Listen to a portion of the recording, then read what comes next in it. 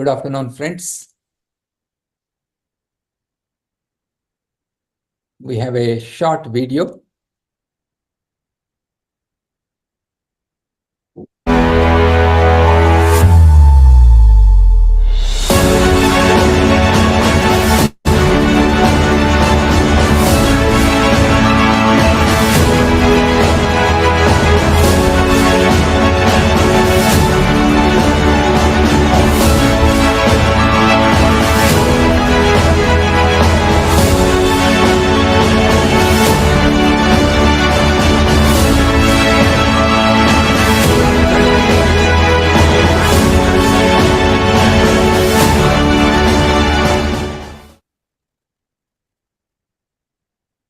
Let me extend a warm welcome to all my colleagues who have joined here on this platform from across India, your heads of institutions, faculty members, and then we also have several other faculty members and students watching this live streaming of this program on UGC social media platforms.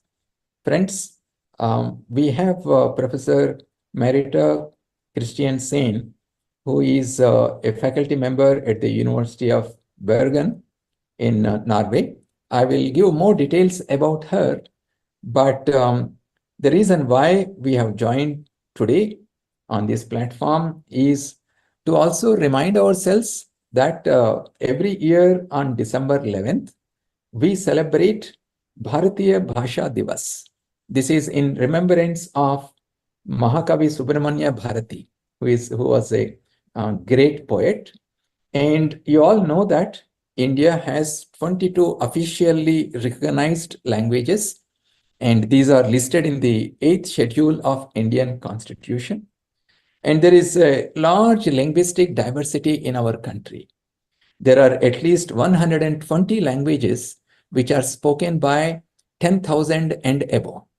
And if you count the other languages which are spoken by 10,000, less than 10,000, that will run into several hundreds of languages. So India is the most multilingual society in the world. And many of us, including me, we know multiple languages. We are conversant in using multiple languages. And in national education policy, there is a great emphasis on promoting Indian languages in the school education and also in higher education. And we all know that when the child learns in her own mother tongue, the cognitive growth, the cognitive abilities of the students will be enhanced very effectively. And at the same time, we are also saying that as a communication tool, our kids also need to learn English. But that can happen at a later stage. Once they are proficient in being a good learner by using their own mother tongue, at a later stage, they can easily learn English as a communication tool. And this is something that we are promoting as part of the implementation of the national education policy.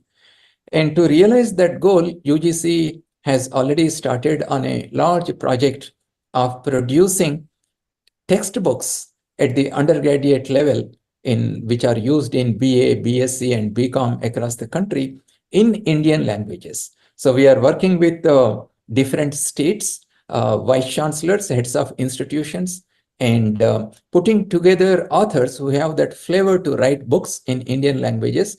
And we hope that in the coming year, several hundreds of textbooks will be produced in various Indian languages, which will help in enhancing the learning outcomes of our students. And recently, we had a delegation from Norway, and during the discussions, I came to know that in Norway, they encourage multilingualism in education. So I got interested in this multilingual education, and when I asked them more details about that, they suggested that Professor Marita Kristiansen could be the best person to talk to us and tell us how in Norway they are promoting this multilingual education. And we have then contacted her, and she has very graciously agreed to be with us. And we thank you, Professor. This meeting is being recorded. For being with us today. So the format of this program is initially you will speak for about maybe 30 minutes or so. If you have any slides, you can share them. And after that, we will take questions from the audience. So I hand over the mic to you, Professor Kristiansen. Thank you very much, and thank you very much for inviting me to join you. When you say mention the number of languages you have, of course, the situation is not the same in all ways, which I will come back to. But I'll try at least to present you with the Norwegian perspective, and you can use that to add to and see how it can be useful for your own situation in India. So I'll share my screen with my slides. Can you see them all right? Yes. Yeah, good, thank you. Multilingual education is important in Norway in the educational system. I just have to get rid of you here. Let's see, just there you are. Yeah. A number of measures have been taken at the national level to promote the Norwegian languages in order to stem up for the pressure from English. So although we want to maintain a multilingual society, we have seen the need to promote the Norwegian languages now in particular, because we see that there is a great pressure from English, which is sort of forcing out the use of Norwegian, and then in particularly in higher education. So the current language policy discussion very much focuses on the threat of domain loss and consequently the promotion of the parallel language use, that is, that we are to use Norwegian and English together. I'll come back to what I mean by these two concepts and say some more about the measures that have been taken recently.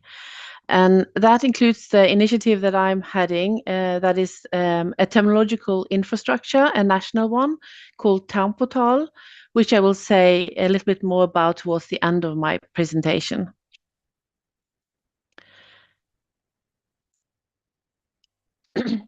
When we talk about multilingual education, as I said, there are, of course, vast differences here between the multilingual situation in India and that in Norway. A general definition could be that multilingual education is first language first education, that is schooling which begins in the mother tongue and transitions to additional languages, which I guess may be the situation that you have also.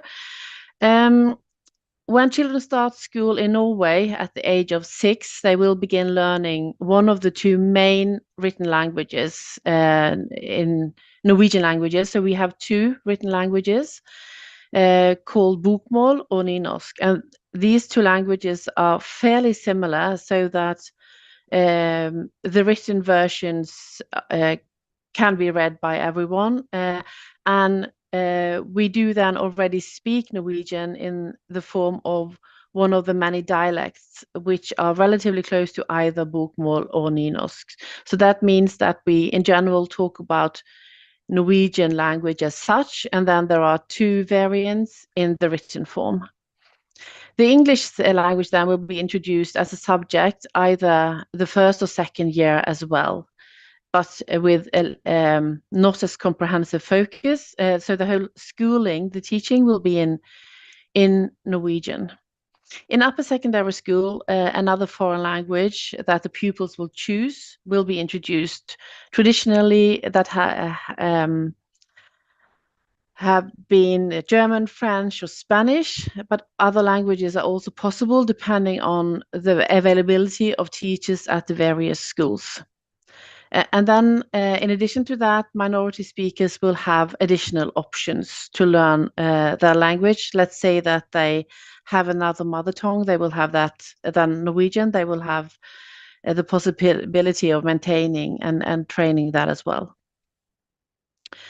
In addition, we have Sami language, and we also have some minority languages. I'll come back to them here now. When it comes to multilingualism, then it's now defined in legislation because we have recently set up a Norwegian Language Act that was back in 2022, so it's fairly recent. The proposal was in 2021.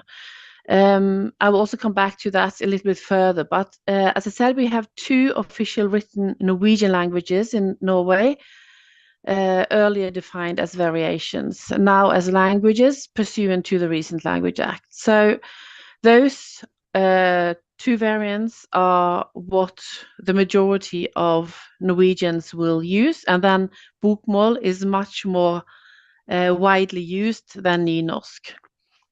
In addition to that, then we have Sami languages, which are spoken by the Sami people, Lapp people in the northern parts of Norway, as well as in the northern parts of Finland, Sweden, and also in the Kola Peninsula in Russia, actually. So this is then indigenous people to northern Norway.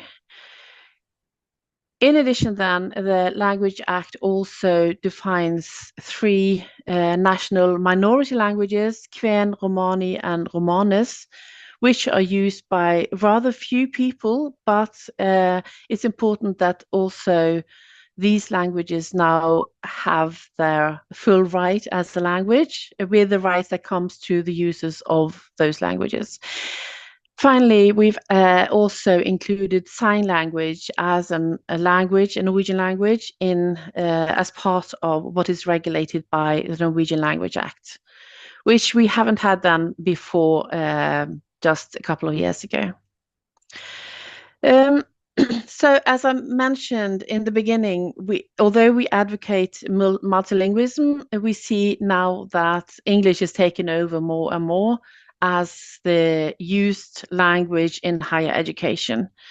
And this is the situation as in most European countries, and I guess also throughout very many other parts of the world. This development has been seen in Norway in the last decades, something which has then resulted in a danger of domain loss in several domains. That is, that English is taken over as the language used, and then pressing out Norway.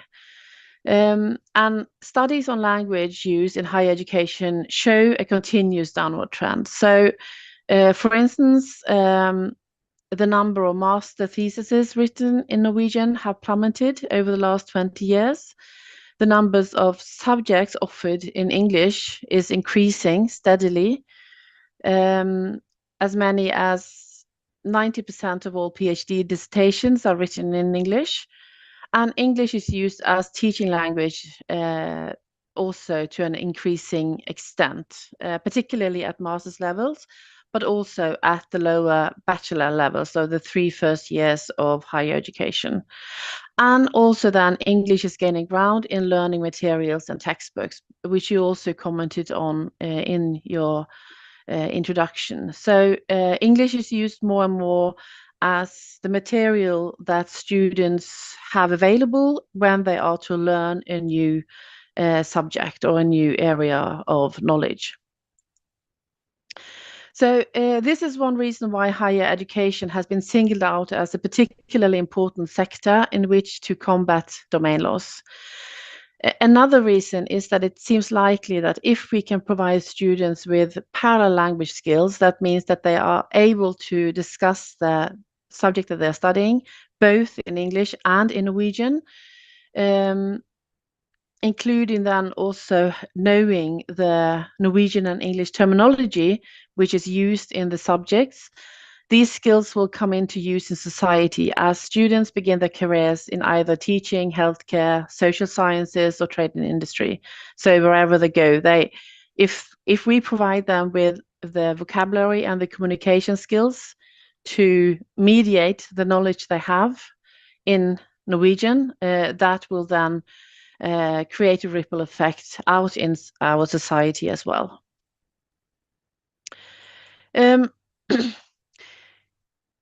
in Norway, we are not part of the European Union, which is then what most European countries are part of, but we have adapted what is called the European Qualifications Framework. And that's a framework which states the level of knowledge, skills, and general competence the students are to achieve during or after they have completed the 3 levels of studies. That is bachelor's level, 3 years, a master's, 2 years, and then after they have completed their PhD studies. And this framework that then states something about communication skills. So at master's level, for instance, it stated that they shall be able to communicate about academic issues, analysis and conclusions in the field, both with specialists and the general public. And here then, when we focus on that they should be able to communicate to the general public, that is one of the motivations why we need to focus more on making them achieve knowledge or Norwegian language skills in the fields that they study also, because now there's a tendency that the students do not reach that level in Norwegian, but only in English. And then, of course, it's vital that students are able to communicate professionally in English as well, particularly for those who are to go further into research. So, of course, it's then important that at PhD levels that students can communicate research and development work through both the Norwegian and international channels. And of course, the research world is international, and we need to be able to communicate with a language then that is shared with more than us in Norway. We are only quite a few, we're not that many million people, so we need to be able to have a language that is international lingua franca. So that's, of course, important. But this then relates to the learning outcomes that is issued in the course descriptions. And this is where the focus is now then, to see that we follow up, that we actually maintain learning outcomes, for instance, that relates to be able to communicate in Norwegian, the Norwegian language, or at bachelor's and master's levels, because here we have sort of forgotten about this and we have shifted very much to English. I have already then mentioned the concept of domain loss several times, and this concept has been central in the Norwegian language policy debate, as well also very much in the Nordic countries in general. And domain loss can be explained as the change of status, which results in loss of means of expression in language within a domain. So, for instance, a subject field, due to the lack of maintenance and development of special language means of expressions.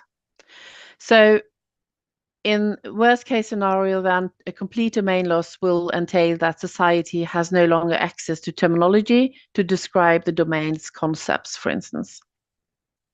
So, and domain loss is also used about the results when one language is no longer used within a domain.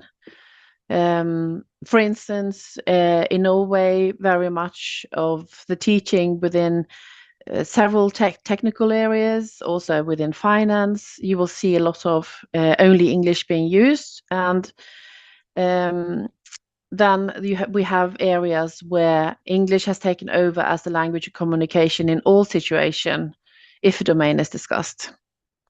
So if this is the case when it comes to communication within research, teaching, trade and industry, then we will have a complete domain loss. We are not there yet, though. So what has then sort of emerged as a solution is to develop a parallel language strategy, where typically in a Norwegian setting, the focus is to use Norwegian when you can and English when you have to. Sort of, if we are to say something very in practical means. So there's a slight puristic bias here, maybe, but it is a reaction against then the actual situation, in which is the opposite, namely that English tends to be preferred. It's not so much that, I mean, it's not so much. It's not that we don't want to have English, because we certainly do, but we see that we also need to remember how to develop this parallel language competence in higher education, so that the students can switch and use both.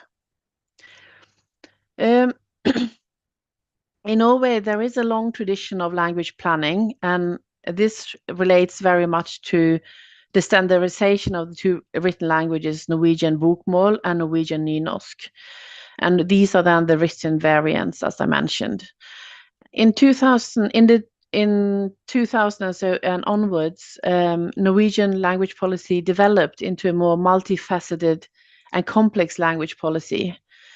And in a 2008 language policy white paper, Norwegian language policy was shaped as a cross-sectoral policy to be valid for all sectors of society. And there were sort of three main aims that were highlighted in the policy that was promoted then. First, to protect Norwegian as a complete language from increased pressure from English. It doesn't mean that we shouldn't use English, but we should also maintain Norwegian. Secondly, to strengthen the use and status of nynorsk versus bokmål, because the nynorsk variant is used by far fewer people, and it has a pressure from bokmål. And thirdly, to protect national minority languages and Norwegian Sign Language, the minority languages that I mentioned, and also the Sami language. So then this then places Norway as a multilingual nation to a greater extent that had been seen earlier. The National Language Policy is embodied in the recent Norwegian Language Act, as I mentioned before, which aims to strengthen the Norwegian language and promote equality between nynorsk and bokmål. And the Act's purpose is to ensure that Norwegian continues to be the main language in Norway, and that Norwegian may be used in all areas of society, as mentioned. But it doesn't apply only to Norwegian, as I mentioned. It also relates to strengthening Sami languages and also the minority language and sign language. So, and then newer minority languages that are also existing to a great extent do not have the same status. So they are not covered by the Language Act in the same way. So I mentioned then the Norwegian Language Act, and then we also have the Norwegian Act relating to universities and university colleges that actually then set up the responsibilities for the higher education institutions. In addition, we had an action plan that was launched this June that I also comment on a little bit. The Norwegian Act relating to universities and university colleges then has a section that says that the responsibility for maintaining and further developing Norwegian specific languages is placed with the universities and university colleges. So that means that the universities are responsible for maintaining and developing the special languages within the areas that they focus on. So, for instance, if institutions that are strong in technical domains should focusing on developing the technical language and technical language skills with the students. Then there is a further there's an amendment proposed to this act, which is probably going to be adopted in 2024, which actually makes this even clearer, because this section 1.7 has been a section without any power behind it. So very few institutions have done very much to do anything about what is said here. So now the government has decided to pressure us even more, and they now want to change the act so that it says that universities, university colleges shall use, develop, and strengthen Norwegian specific languages, including both bokmål and nynorsk. And the teaching language shall be Norwegian or Sami. Sami for those institutions where that is relevant. And institutions may deviate from this rule if justified professionally. That means that there must be a special reason for shifting to English, which is the situation in Norway. In addition, it's said that the institution should develop terminology, special vocabulary, in both bokmål and nynorsk, so in Norwegian, and they should actually provide term lists to students with parallel terminology available in English and Norwegian. So, as I said, then in June this year, the government issued an action plan to promote Norwegian-specific languages. And this action plan has actually then caused some stirring in higher education, because it's fairly clear on a set of measures, as many as 21, where the government then promotes that there should be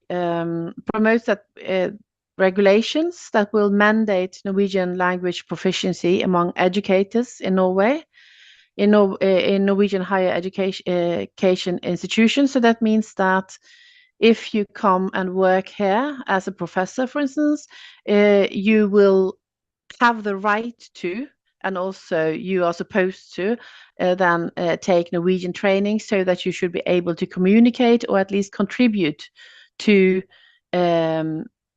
teaching or activities in Norwegian. Another aspect is that institutions should provide language training to doctoral and postdoctoral fellows. And thirdly, the institutions are to strengthen the work to develop and maintaining available terminology, which is what I'm working on particularly, to further develop and use Tamportal, which we are building up. I'll come back to that in a minute. In addition to these measures, there are also initiatives then to how to make sure that we have available textbooks in Norwegian, and not only use American, typically, textbooks that we use for the students in the curriculum. So now there are also then initiative taken to see how we can provide funds for people who would like to write textbooks, and also possibly also to translate textbooks that are sort of seen as so important that they should be used. And these will be normally written in English. So how can we then have them translated to Norwegian, so the students can read and learn the subject in their own mother tongue? Yes, so just to finish off then, I just want to mention Tamportal, which is the national terminological infrastructure that we are building now. So we have received funding from the Ministry of Education and Ministry of Culture to establish and develop an infrastructure, a digital infrastructure, and also to hire people to work on it, to provide parallel terminology than basically in Norwegian, the two variants, and English, but other languages are also present for some of the term bases that we include here. So this is then related to the action plan, and also the act relating to higher education institutions, since now the government expects the institutions to work on terminology in a systematic and long-term way.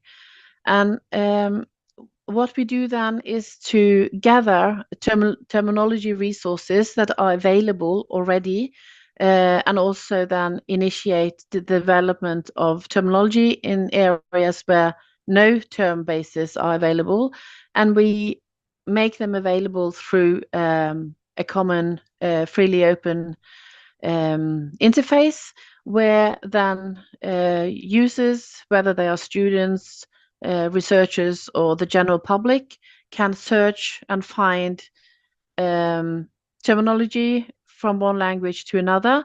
And basically it's terminology, but it's then also concept descriptions. So what we are doing, we are building up this infrastructure, and we are also coordinating the national work on this. And then we are also trying to build up a competence center on terminology to heighten the knowledge or increase knowledge for how to work on terminology in Norway. So what we do then in practice is that we establish term groups on a field. Let's say that, well, a very relevant example now is artificial intelligence, which is a field that is emerging all over the world, and is emerging also in Norway, but very much emerging through English. So we should we are now about to establish a term group to gather existing Norwegian terminology in the field, and also to develop where it's lacking. So so we can be able to discuss this field by means of Norwegian as well, and not only having to do it in English, which of course creates a barrier to people who are not familiar with the English lingo. So these term bases then will be concept descriptions. So that's sort of the knowledge unit is what is described, but then we add linguistic descriptions, whether it's Norwegian, English, there are some French, and there are also some other languages lesser used in Norway, but for instance, related to those who work on interpretation. And the goal then is to map all the areas. This node here shows all the areas that the whole education system in Norway is divided into, or how the institutions themselves have organized themselves in various strategic areas, so that you have one strategic group for social sciences, you have one for economics and administration, for instance. So what we try to do then is to work on adding term bases that relates to the various social sciences subjects that are relevant, and through that then try make sure that we have Norwegian language available in the areas that are studied in Norway. So we have just started, so there are many gaps so far, but we have received more funding from the ministries that we will have next year, so that we will be able to speed up the work. Yeah, I think I'll stop there, and maybe then you have some comments. Thank you very much.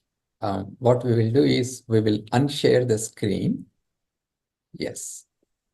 Thank you very much for a very, very comprehensive lecture on the efforts that you are making in encouraging the use of Norwegian languages alongside with the use of English.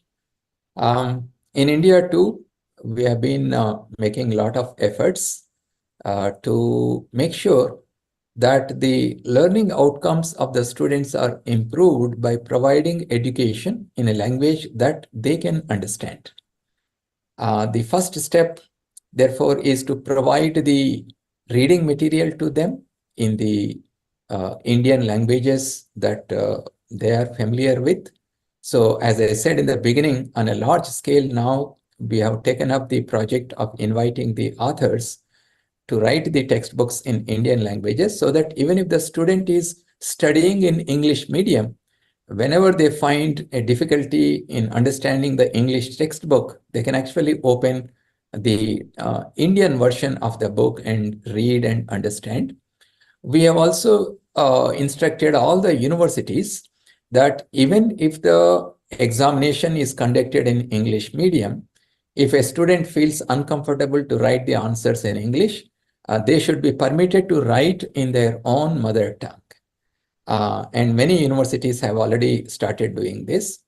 And inside the classroom also, the ecosystem has to be such that when a student finds it difficult to communicate in English, they should be able to ask in a language that the teacher and the student knows. And in India, we have different kinds of universities. Some universities are national level universities. We call them IITs, central universities, where students from across the country come. So they speak multiple languages. But however, we also have a large number of universities which are confined to the boundaries of that particular state where a particular language is spoken. So in those cases, it becomes much easier for the student to switch from the local language and English during the conversations in the classroom. So, and the issue of, as you rightly mentioned, about the technical terminology. In India, we have the Commission for Scientific and Technical Terminology under the Ministry of Education. We are also using digital technology, bringing out the terminology in Indian languages used in science and technology. But at the same time, we are also saying that there could be some terms in science and technology, we can use it as they are. Instead of finding an Indian version for that, because even though it is in English, most people understand that term. So instead of being purists and converting everything into the local language, you can even have set some of these technical terms in English.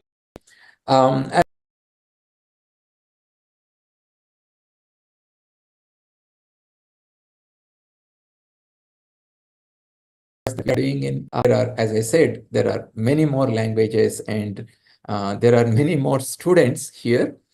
So the scale at which we are doing is definitely challenging, but here technology comes very handy to us.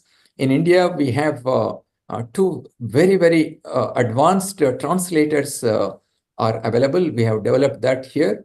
One is from IIT Bombay, and it is called Bhashini, and the other one is Anuvadini. These two machine-based translators, they are very accurate to about 85%, and the remaining 15% human has to edit.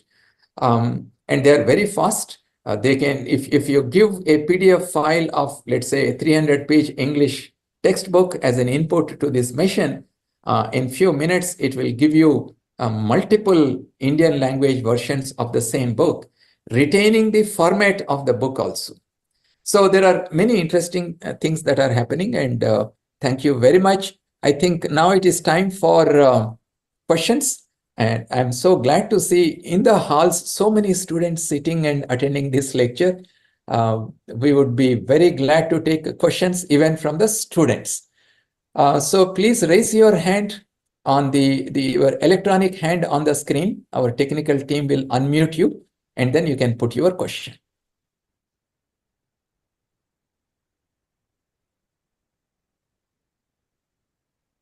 So we are looking at the screen to see if any hands are raised electronically.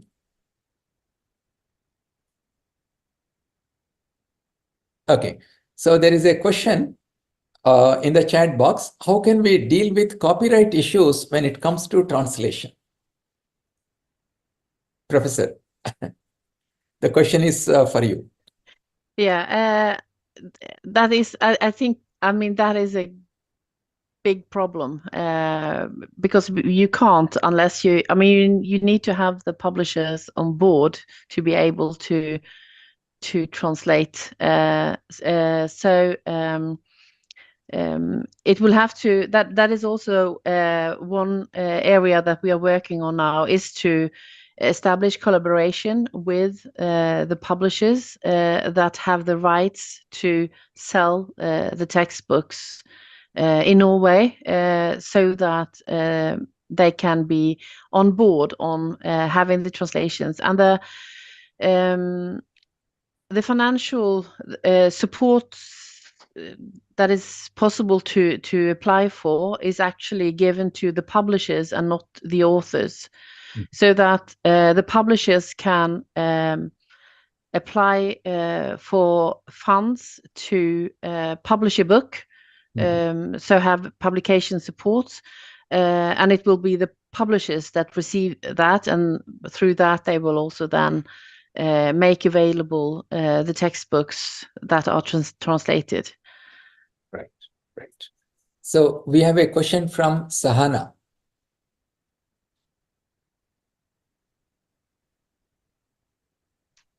Go ahead, Sahana. You can unmute.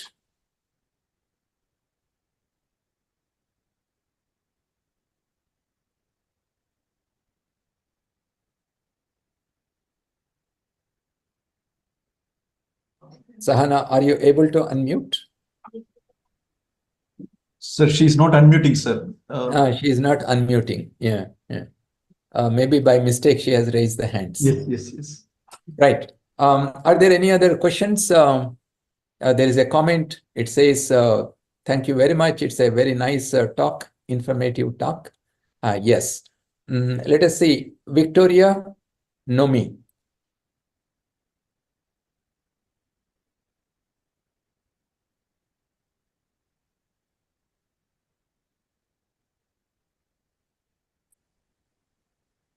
Yes. Now I am allowing all the participants to unmute themselves. Those who have raised electronically from your end, please unmute and speak. Yeah, thank you, sir. Yeah. I have a question regarding, you talked about bringing multilingualism, and we have policy support from UGC, and in the new national education policy, we have policy support. But this is a question to Dr. Marita. Are you suggesting that we should have kind of indigenous strategies for classroom interactions and involving different languages, or bringing different languages to classrooms? And for science and technology, for commerce, for humanities and social sciences. So the strategies will also be different in classrooms, how we use multiple languages in the classroom. What would you suggest how we should go about creating these strategies and disseminating these strategies among educators in India? That was a huge question, but at least I think there should be a link to, when you set up a course, you have certain goals that or levels of knowledge or skills the students should achieve, and I think it should then be linked to what's happening in the classroom. So I think that if one skill level is that they are to be able to communicate the knowledge in that language, you need to train that as well, and it could be, there are several ways of doing it, of course, but just a second. But I think they should be able to practice it in the classroom if it's a expected skill level that they should have when they finish, at least. So would you suggest, because we have support from policy makers right now, would you suggest carrying out pilot projects in the classroom in science, technology, in different disciplines of knowledge, and checking how it's working, and then expanding it to upscaling it to the international level? Something like that would be good.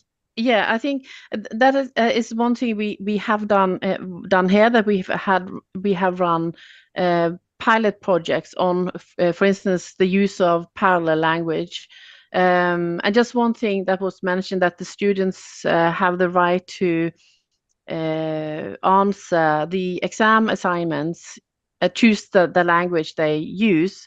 One thing is then that an analysis that I've done myself is to see how does it look when the students do that. Are they able to mediate the knowledge if they choose the language that has not been the teaching language, and if not, what kind of support should we then provide them with to be able to do that? Because that is sort of the end test of what they have with them when they have completed the course. So I think pilot projects where you can sort of establish a best practice and test it is a good way to go about it, and then it can be expanded to other areas and to other institutions when it has been tested out. Right. Dr. Srinikit, please go ahead. Thank you, sir. Actually, I am assistant professor in Mahatma Gandhi Antarashtriya Hindi Vishwavidyalaya in Department of Translation Studies. I was previously in JNU when you were VC or VC. I was doing postdoctoral there.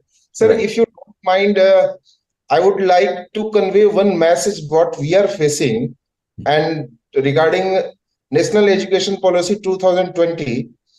Actually, we are multilingual country, but translation as a discipline, we need to focus and we need to encourage in other institutions, even in at college level.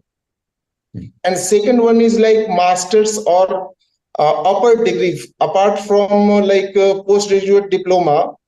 If someone has done graduation in translation studies, he should be given preference in other jobs so that NAP could be more efficient for new learners. Right. Yes, sir. So I absolutely agree with you. Now that we are focusing more on promoting our Indian languages. yes, sir. For that, we need to promote translation also, so Right. that we have a dialogue between languages. Correct. No, we are on the same page. I completely agree Yes, with you. yes. We'll be Thank working you, sir. on that. Thank you, sir. Right. Yes, thank you. Okay. Now let's go to Dr. Victoria Nomi.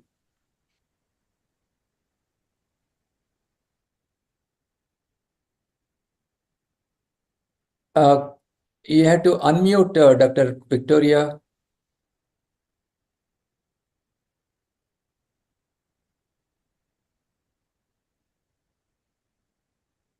You will be getting a signal on your screen to unmute. Okay, let me just try one more. Yeah, now you can unmute on your own. Now everybody is given the privilege to unmute your own. While Dr. Victoria is trying, if anybody else wants to ask a question, you can please go ahead, unmute and ask. Any of the students in the hall, you would like to ask any question? If you feel like asking in your own language, then one of us in the meeting will translate it to the professor. Right. I think Dr. Victoria is trying, but she is not able to unmute. Could I comment on something? Yeah, one thing that we are just about to start, which relates very much to what you started about this. I mean, the cognitive aspect of this, and that is we are trying now to develop teaching for teachers in teachers training. So try to enhance the consciousness about the multilingual situation, because I think that is, at least here, a challenge also, that we are not aware enough about how important it is to, or how relevant it is to the linking, what happens in the brain and when you are trying to understand a new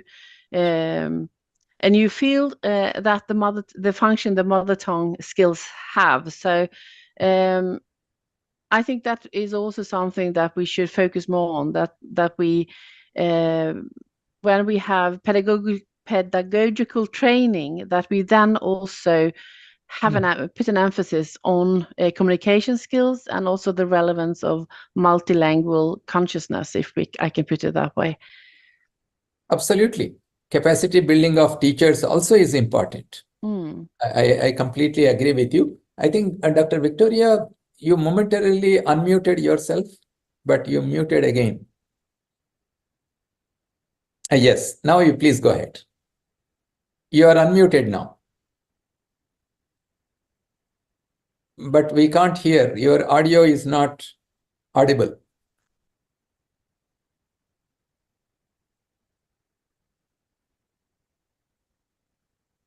Right. I think we will not keep waiting. The professor, I would like to thank her on behalf of UGC for providing very insightful information on the efforts made in Norway in promoting the Norwegian languages in education. I'm sure some of her inputs will be useful for all of us in India too. And I would like to thank all the heads of the educational institutions and those large number of students who have joined us in this meeting for being with us during this lecture. So, Professor Kristiansen, so we would conclude here now. Thank you. Thank you very much. And thank you very much for having me. Right. Namaste.